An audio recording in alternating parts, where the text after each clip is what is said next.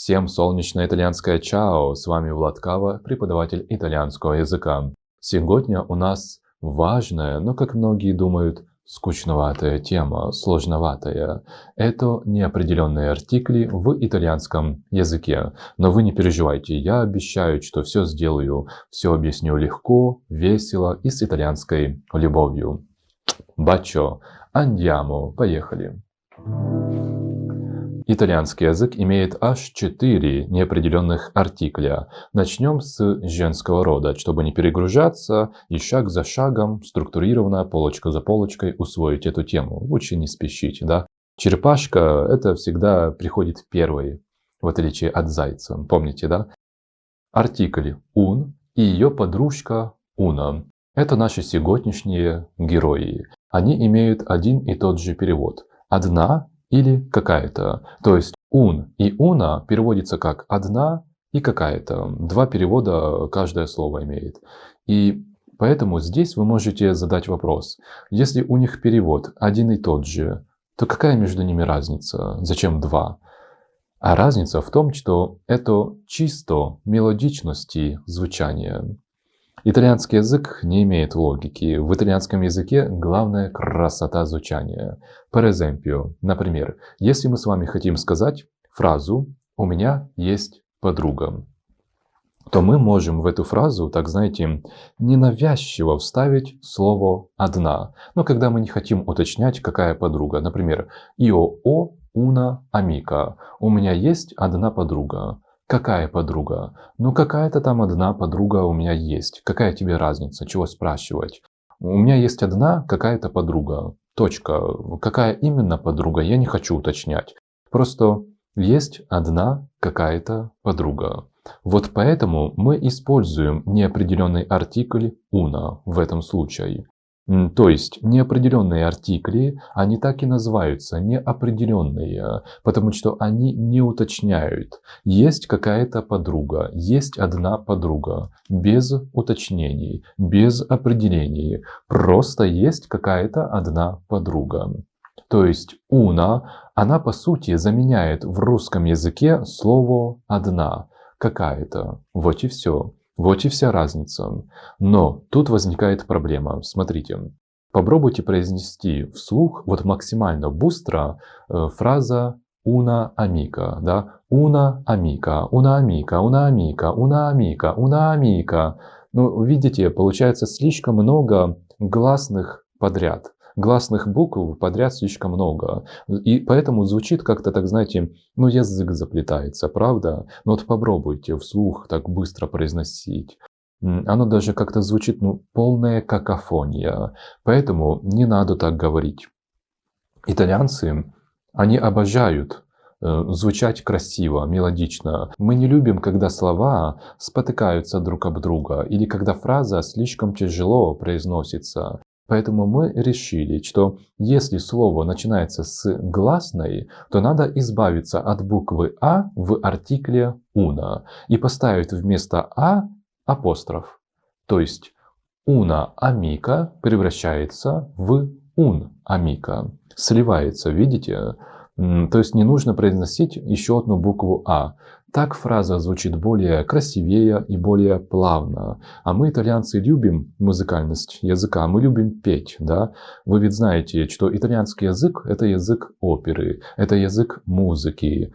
И это не просто так. И апостроф, по сути, он заменяет букву «а» в артикле «una», чтобы речь просто звучала плавно и красивее, мелодичнее. Все, вот и вся разница между артиклем «una» с апострофом и артиклем «una». И отсюда появилось грамматическое правило. Запоминаем его, выписываем себе в тетрадке красными буквами, подчеркиваем его.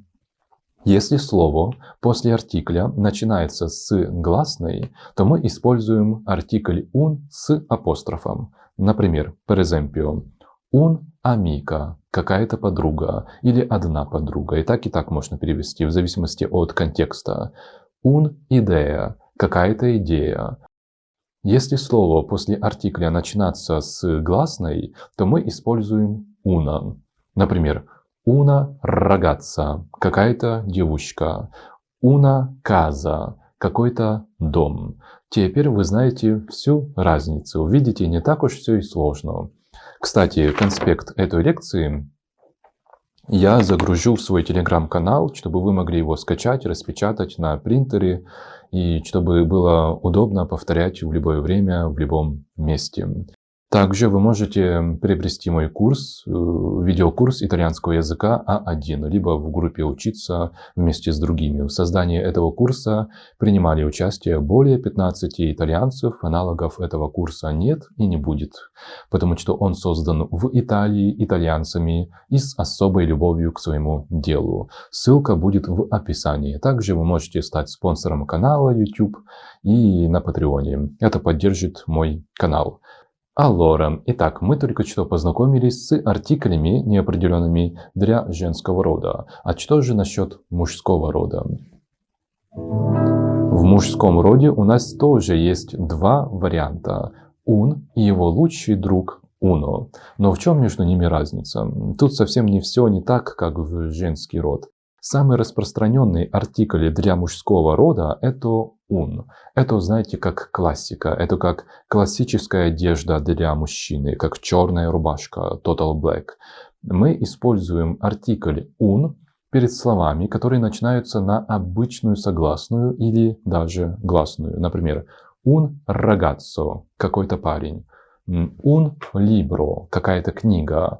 Un amico – какой-то друг. И в отличие от женского рода, перед гласной он остается без изменений. Да? В женском роде нужно un с апострофом ставить, а в мужском роде просто un amico. И все. Так красиво звучит. Никаких подряд «ага», как в женском роде, апострофов и так далее, не нужно ставить. Итальянцы тут очень довольны, потому что не нужно лишних движений делать. Да? Мы не любим лишние движения. Запомните, главное запомните вот это правило. С женским родом мы всегда добавляем un с апострофом сверху, такая запятая. Да, и вы можете так вот, когда будете читать, понимать по un запятой сверху, женский род это либо мужской. Видите, апостроф он как хвостик, как волосы, да, как вот девочки любят вилять хвостиком, да, вот видите, присмотритесь, он очень действительно похож на хвостик, вот апостроф. А с мужским родом без артикля у мужчин нет хвостика. А вот артикль uno, да, следующий мужской артикль, это очень непростой парень. Это, знаете, uno это как VIP-гость, которому нужен такой особый случай. Мы используем uno перед словами, которые начинаются с «с» плюс согласные. Ну и там, например, «сп», «ст», видите? Либо перед словами, которые начинаются на букву «z», перед словами, которые начинаются «ps», «не» и так далее. То есть звучит и выглядит даже страшно это, но спокойно, все будет хорошо, все проще, чем кажется. Не переживайте, смотрите, сейчас все будет нормально. Примеры, да, примеры нам всегда помогают понять лучше. Есть слово «uno studente», какой-то студент, да, видите, слово начинается студент на «st», поэтому мы используем «uno». Вот когда видите «st», значит, надо точно «uno» использовать. Либо вот «zaino», рюкзак, начинаться на «z», поэтому «uno». «Uno zaino». «Uno psicologo», какой-то психолог, да. PS начинается слово, поэтому uno. Всегда uno перед PS. Либо вот ни, да, гны. Ну, произносится как ни. Гном. Немо. Uno, немо. Вот перед этими необычными гны мы всегда ставим uno. Почему так? Ну, потому что итальянцы не любят, когда слова звучат очень тяжело. Вот сравните, например, un studente. Un studente. Как-то язык заплетается, вот, горло сдавливает, да? А теперь произнесите вслух uno studente.